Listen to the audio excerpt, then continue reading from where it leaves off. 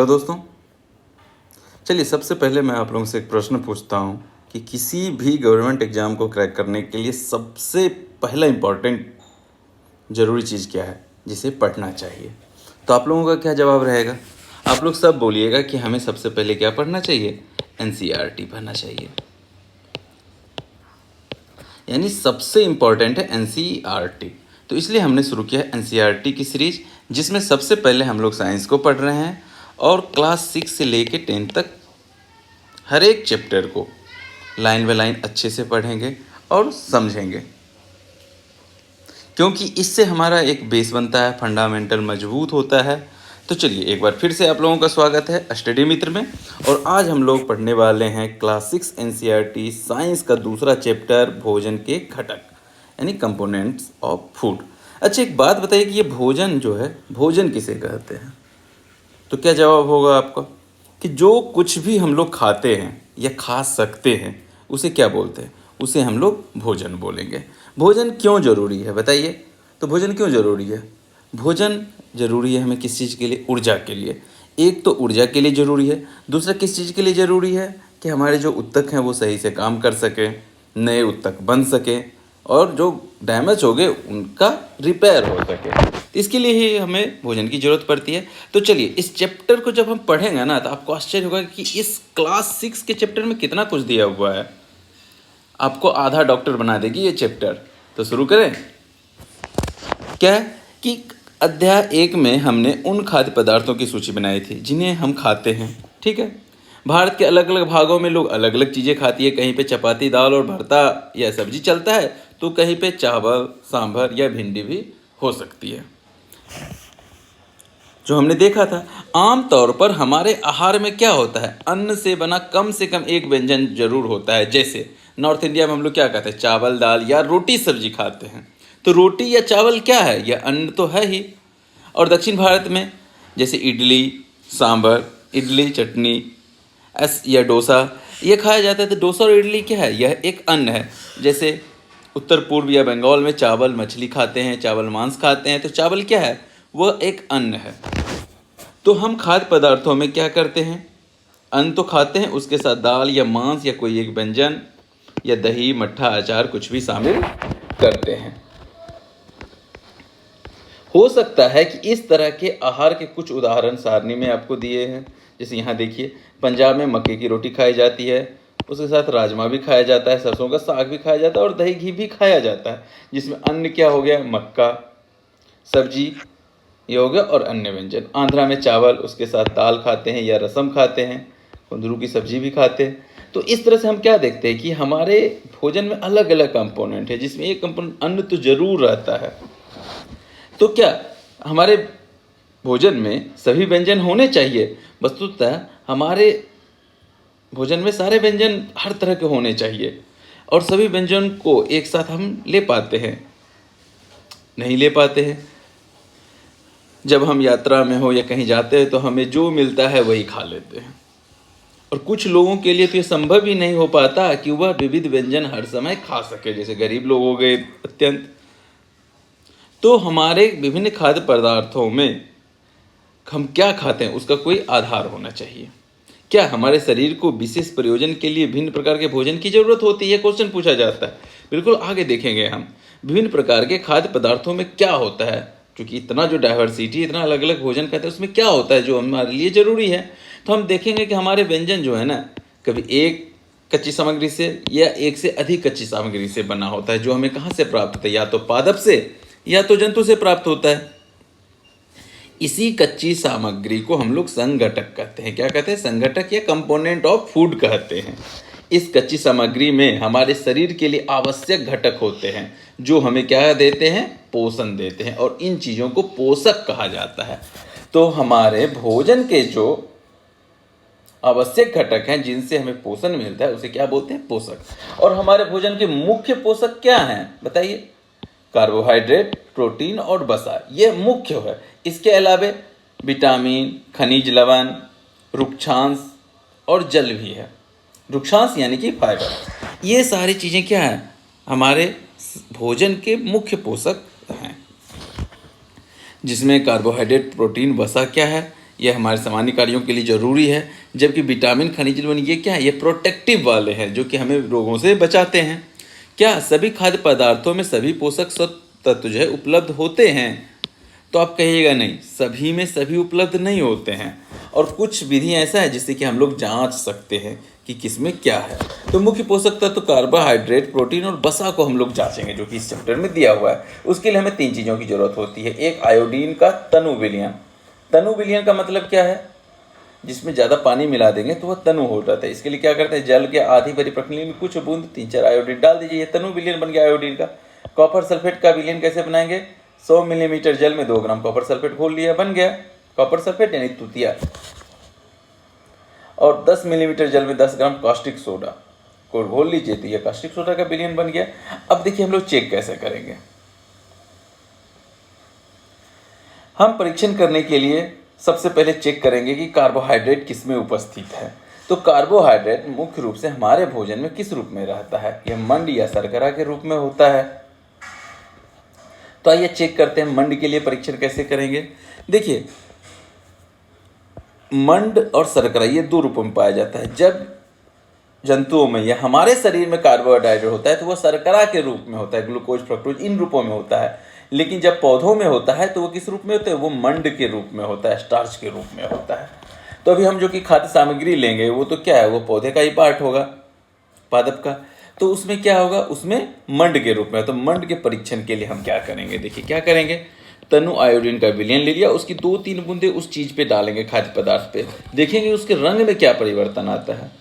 यदि रंग नीला हो जाए या काला हो जाए तो इसका मतलब क्या है कि उसमें मंड है, उसमें कार्बोहाइड्रेट है।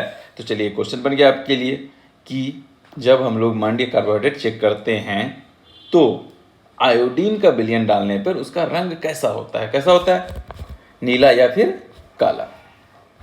अब दूसरा देखते हैं हम लोग प्रोटीन का परीक्षण कैसे करेंगे कि प्रोटीन है या नहीं। तो खाद्य पदार्थ लेंगे, अगर वो ठोस है तो उसका पेस्ट अथवा चूर्ण बना लेंगे, और अगर वो थोड़ा सा लिक्विड टाइप है तो उसको मसल लेंगे, और उसमें एक चूर्ण को मतलब एक प्रखंडली में ले लेंगे और उसमें 10 बूंद जल डाल के उसे अच्छे से हिला देंगे। अब उसका एक घोल तैयार हो गया। अब ड्रॉपर की सहायता से प्रखंडली में हम 2 बूंद कॉपर सल्फेट का विलयन डालेंगे और 10 बूंद कास्टिक सोडा का विलयन डालेंगे, अच्छी तरह से हिलाएंगे। तो हम देखेंगे, क्या देखेंगे कि यदि इसका रंग बैंगनी हो गया तो इसका मतलब इसमें प्रोटीन की उपस्थिति दर्शाता है। मतलब प्रोटीन पर अगर कॉपर सल्फेट और कास्टिक सोडा डाला जाए तो उसका रंग कैसा हो जाता है? उसका रंग हो जाता है बैंगनी। अब आप इस परीक्षण से पता कर सकते हैं। अन्य में बच्चों के लिए यहाँ पे एक्टिविटी दी गई है, वो पता करें कि किसमें क्या चीज़ है। अब देखिए, अब हम तीसरा चेक करेंगे वसा। वसा यानी कि तेल किसमें है। इसके लिए क्या करें, खाद्य पदार्थ की अल्प मात्रा लीजिए और उसको कागज के टुकड़े में लपेट करके कूट दीजिए। जब कूटनेंगे तो थोड़ा सा ध्यान देंगे कि कहीं कागज फट न जाए। अब कागज को सीधा कीजिए और ध्यानपूर्वक जब उसको देखिएगा ना तो उसमें तेल के धब्बे लग गए हैं, और जिससे प्रकाश के सामने रखेंगे तो क्या होगा, प्रकाश धुंधला रूप से आर पार चला जाएगा, यानी वो पारभासी बन गया। अगर ऐसा हो गया तो उसमें वसा है, पता चल गया उसमें वसा है। अब कहेगा पानी से भी तो ऐसा हो सकता है, तो उसको थोड़ा देर सूखने के लिए दे दीजिए। जब वो सूख जाएगा तब उसको देखिए कि अगर उसमें कोई धब्बा है तो वो तेल का धब्बा है, तो इसका मतलब वो तेल का ही है, यानी उसमें वसा है। अब ये परीक्षण से हमें पता क्या चला कि किसमें वसा है, किसमें प्रोटीन है और किसमें कार्बोहाइड्रेट, ये हम लोग चेक कर सकते हैं। तो हमारे भोजन का जो 3 पोषक अब जो है अवयव वो क्या है, कार्बोहाइड्रेट, प्रोटीन और वसा। ये क्या है, ये पोषक है जिससे हमें पोषण मिलता है। इसके अलावा विटामिन और खनिज लवण भी हैं जो हमें रोगों से बचाता है, यानी ये प्रोटेक्टिव एलिमेंट है। अब हमारे शरीर के लिए ये करते क्या है, तो सबसे पहले हम लोग देखेंगे कार्बोहाइड्रेट। यह क्या करता है, यह हमारे शरीर को ऊर्जा प्रदान करता है। अब देखिए, वसा से भी ऊर्जा मिलती है, लेकिन वास्तव ये कार्बोहाइड्रेट की तुलना में वसा से ज़्यादा ऊर्जा मिलती है। इन दोनों से हमें क्या मिलती है, ऊर्जा मिलती है। और कार्बोहाइड्रेट जिस भोजन में होता है उसे ऊर्जा देने वाला भोजन कहा जाता है। जैसे केला हो गया, आलू हो गया, शकरकंद हो गया, इससे हमें बहुत ऊर्जा मिलती है। अब देखिए यहाँ पे कुछ स्रोत दिया गया है कार्बोहाइड्रेट के स्रोत। कार्बोहाइड्रेट के स्रोत क्या क्या हैं, देखिए शकरकंद है, आलू, गन्ना, पपीता, तरबूज, आम, मक्का, बाजरा, चावल, गेहूँ, ये सारे क्या है? कार्बोहाइड्रेट के स्रोत है, यानी इस भोजन को करने से हमें ऊर्जा मिलती है। अब वसा के स्रोत देखिए यहाँ पे क्या क्या है। तेल, जितना भी तेल है वो क्या है? वो सारे वसा है। मूंगफली हो गया, गिरी हो गया, तिल हो गया, तेल, ये सर क्या है? वसा है। नीचे भी देखिए वसा का स्रोत है, क्या क्या? मांस, मछली, अंडे, क्रीम, मक्खन, दूध, घी। इसमें अंतर क्या है? ऊपर वाला जो है यह हमें पादप से प्राप्त होता है, यानी पौधे से प्राप्त होने वाला वसा है, जबकि ये किससे प्राप्त होता है? जंतु से है। तो ये हमारे भोजन के घटक हो गए। हम क्या देखते हैं कि अगर शाकाहारी तब भी आपको वसा मिल रहा है और मांसाहारी हैं तब भी आपको वसा मिल रहा है। अब यहाँ पर देखेंगे प्रोटीन का स्रोत। अब देखिए लोग क्या बोलते हैं कि जो मांसाहारी होता है उसके लिए तो प्रोटीन मिल जाता है, लेकिन जो शाकाहारी लोग हैं उनके लिए प्रोटीन तो मिलता ही नहीं है। ऐसा नहीं है, कुछ बहुत सारे शाकाहारी भोजन भी ऐसा है जिसमें प्रोटीन होता है। ये देखें, जैसे प्रोटीन का स्रोत क्या क्या है? जंतु उत्पाद में देखिए क्या है? पनीर में रहता है, अंडा में, दूध में, मछली में, मांस में, इसमें क्या होता है? प्रोटीन होता है। और पादप उत्पाद की बात करें तो चना, मूंग, दाल, कोई सा भी दाल हो, यहाँ तुअर दाल दिया गया है, राजमा, सोयाबीन, मटर, इसमें क्या है? इसमें प्रोटीन रहता है। अब प्रोटीन की आवश्यकता क्यों होती है? देखिए, प्रोटीन की आवश्यकता शरीर की वृद्धि और स्वस्थ रहने के लिए होती है। प्रोटीन युक्त भोजन से प्रायः शरीर वर्धक भोजन कहा जाता है। मतलब प्रोटीन क्या करता है? यह हमारे शरीर में जो ऊतक होता है उसका विकास करता है और नए ऊतकों को बनाता है। अगर कोई बच्चा वृद्धि कर रहा है तो उन्हें सबसे ज़्यादा किस चीज़ की ज़रूरत होगी? उसे ज़रूरी होगी किस चीज़ की? प्रोटीन युक्त भोजन की ज़रूरत होगी। अगर कोई जिम करता है, उसको मांसपेशी बनाना है, तो कौन सा भोजन करना जरूरी है? उसके लिए प्रोटीन की ज़रूरत है। प्रोटीन से हमारे जो जैसे नाखून हो गए, बाल हो गए, ये सब मजबूत बनता है। किस चीज़ से? प्रोटीन से। तो हमने यहाँ पर क्या देखा कि प्रोटीन किससे मिलता है और क्यों जरूरी है। अब देखेंगे ये तो प्रोटीन, वसा और कार्बोहाइड्रेट क्या था? ये तो पोषण वाले थे। अब हम देखेंगे जो हमारे शरीर को बचाने वाले अवयव है वो क्या है? उसमें सबसे पहला नंबर आता है विटामिन का। विटामिन हमारे शरीर की रक्षा करते हैं रोगों से। तो विटामिन कौन कौन सा होता है? देखिए, याद रखिएगा, ए, बी, सी, डी, ई तक तो सीधा हो गया, उसके बाद सीधा के। इतने तरह का विटामिन होता है। यह विटामिन जरूरी है किस चीज़ के लिए? हमारे शरीर की रक्षा करने के लिए। यह हमारी आँख, अस्थि, दांत, मसूड़ों को स्वस्थ रखने में भी सहायक करता है। अब विटामिन कितने प्रकार के होते हैं हमने देखा था, वही है vitamin A, B, C, D, E और के। जिसमें विटामिन बी जो है ना, सिर्फ अकेले नहीं है, एक समूह है। इस ग्रुप में विटामिन B1 से लेकर के 12 तक के विटामिन होते हैं। हमारे शरीर को सभी प्रकार के विटामिन की अल्प मात्रा में आवश्यकता होती है, ज़्यादा भी नहीं, अल्प मात्रा में। अब अलग अलग विटामिन से अलग अलग फायदे हैं। जैसे विटामिन ए से क्या फ़ायदा है? यह हमारी त्वचा और आँखों को स्वस्थ रखता है।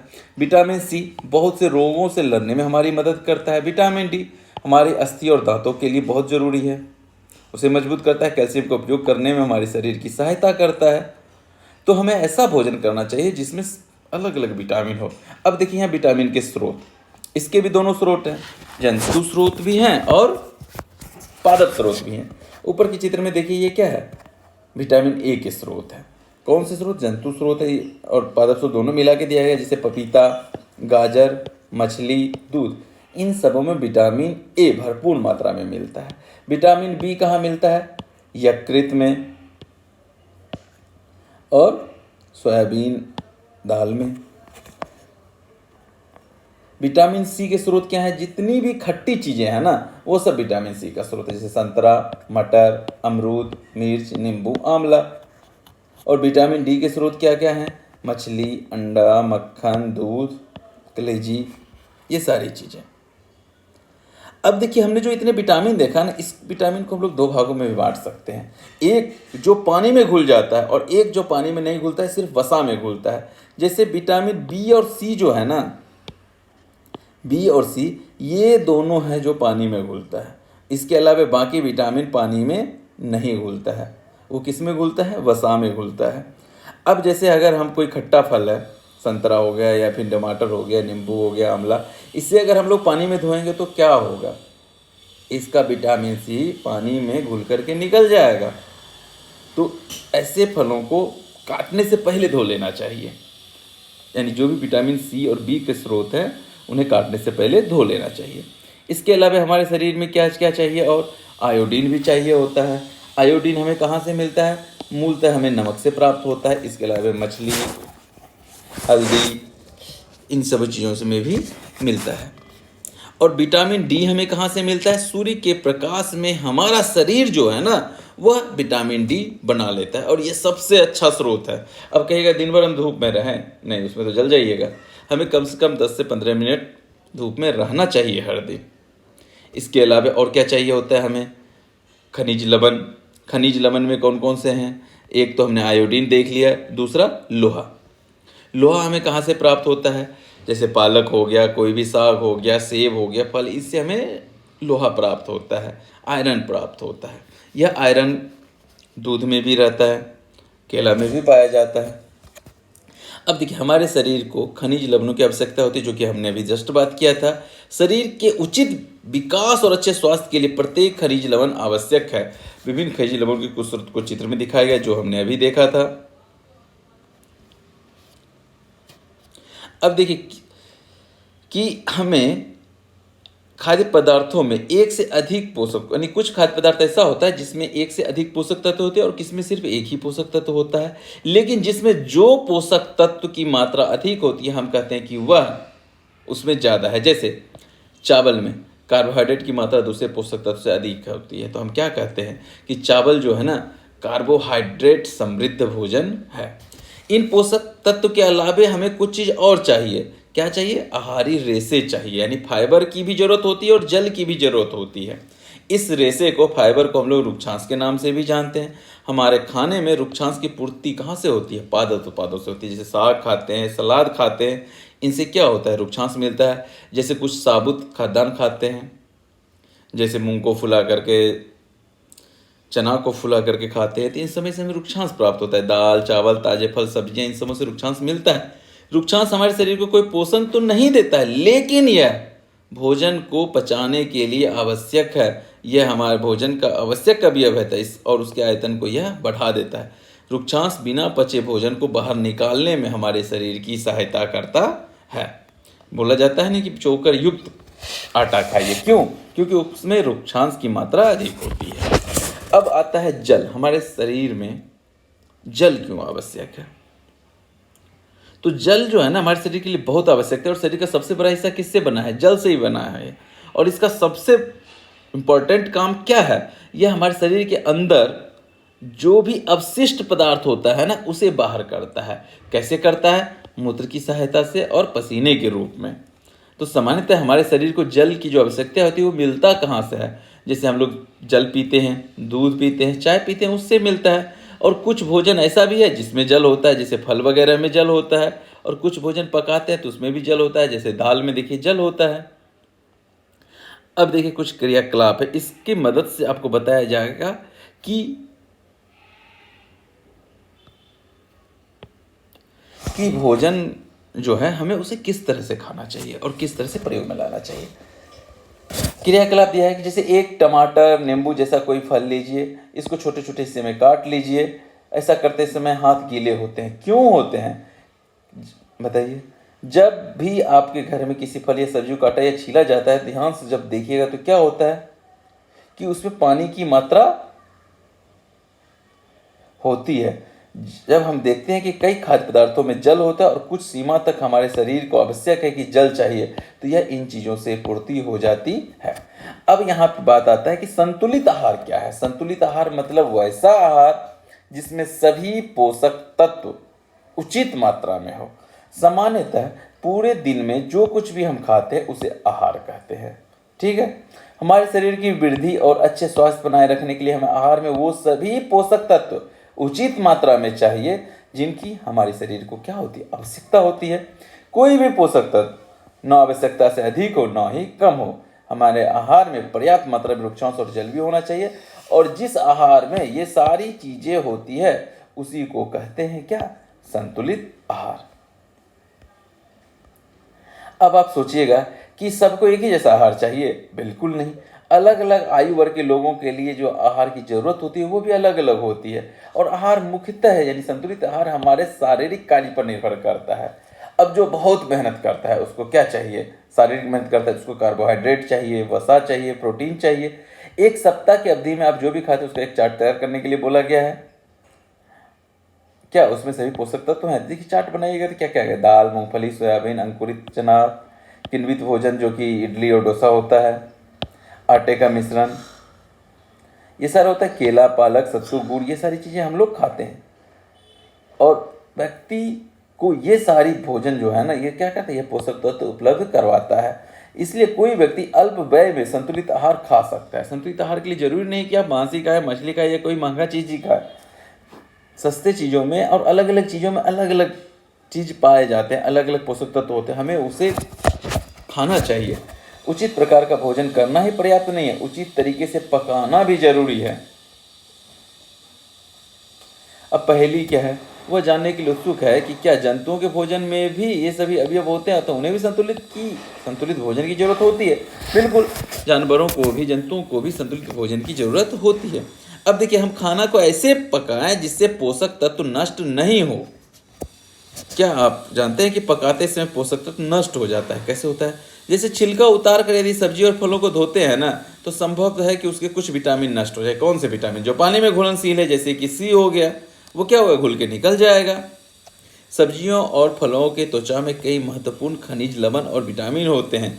चावल दाल को भी बार बार जब धोते हैं तो उसके भी खनिज, लवण और विटामिन बाहर निकल जाते हैं, धुल जाते हैं। ऐसा नहीं करना चाहिए। हम सभी जानते हैं कि भोजन पकाने से क्या होता है, स्वाद का अनुभव होता है, लेकिन उसे बहुत ज़्यादा नहीं पकाना चाहिए। अगर बहुत ज़्यादा पकाएंगे ना तो उससे कुछ पोषक तत्व क्या होंगे, उनकी हानि हो जाएगी, वो जल जाएंगे। अब देखिए, भोजन पकाने में हम लोग अत्यधिक जल का प्रयोग किया जाता है, बाद में उसको फेंक दिया जाता है। ये भी जरूरी नहीं है। क्यों? क्योंकि फेंकते हैं तो उसके साथ साथ लाभदायक प्रोटीन और खनिज लवण क्या होता है, वो भी फेंक दिया जाता है। यानी हमें जल का प्रयोग आवश्यकता अनुसार ही करना चाहिए और उसे फेंकना नहीं चाहिए। पकाने में विटामिन सी आसानी से गर्मी में भी नष्ट होता है, यह पानी में भी घुल जाता है और आसानी से नष्ट होता है गर्मी में। इसीलिए यह उचित होगा कि हम विटामिन सी वाले को क्या करें, कच्ची सब्जी के रूप में शामिल करें या सलाद के रूप में खाएं। टमाटर हम लोग खाते भी हैं। अब देखिए, बूझो एक लड़का है, वो सोचा क्या कि वसा में क्या होता है, कार्बोहाइड्रेट से ज़्यादा एनर्जी होती है, तो क्यों ना हम सिर्फ वसा ही खा लें। तो वह क्या क्या, एक कटोरी कार्बोहाइड्रेट भोजन के लिए एक कटोरी वसायुक्त भोजन ही ज़्यादा ऊर्जा देगा, ऐसा सोच लिया। तो उसने टक से क्या, तली हुई चीज़ें खाना शुरू किया जिसमें तेल था। समोसा, पूरी, मलाई, रबड़ी, पेड़ा, सब वसायुक्त भोजन को खा लिए। क्या हुआ इससे? अत्यधिक वसायुक्त भोजन खाने से क्या हुआ, उसके लिए यह गलत हो गया। क्या हुआ, एकदम फूल गया, बहुत मोटा हो गया और वह मोटापे के कारण बन गया। तो हमारे भोजन में संतुलित रूप में होना चाहिए। ये नहीं कि जो जरूरी बहुत ज़्यादा खा लो तो वो भी सही नहीं है। अब देखिए, हमारे शरीर जो है ना कई रोग से गुजरता है, कई रोग हो जाता है हमें, तो उसको कैसे दूर कर सकते हैं, तो उसके लिए क्या क्या जरूरी है वो हम यहाँ देखने वाले हैं। यानी आधा डॉक्टर बनने वाले हैं आप। एक व्यक्ति खाने के लिए पर्याप्त भोजन पा रहा है, लेकिन कभी कभी उसके भोजन में किसी विशेष पोषक तत्व की कमी हो जाती है। यदि यह कमी लंबी अवधि तक रहती है तो वह व्यक्ति उसके अभाव से ग्रसित हो सकता है, और एक से अधिक पोषक तत्वों के अभाव से हमारे शरीर में रोग और विकृतियां उत्पन्न कर सकती हैं। और ये रोग लंबी अवधि तक पोषक के अभाव के कारण हो जाते हैं, उन्हें अभावजन्य रोग कहते हैं। तो अभावजन्य रोग किसको बोलेंगे? वैसे रोग जो पोषक तत्व के अभाव के कारण होता है।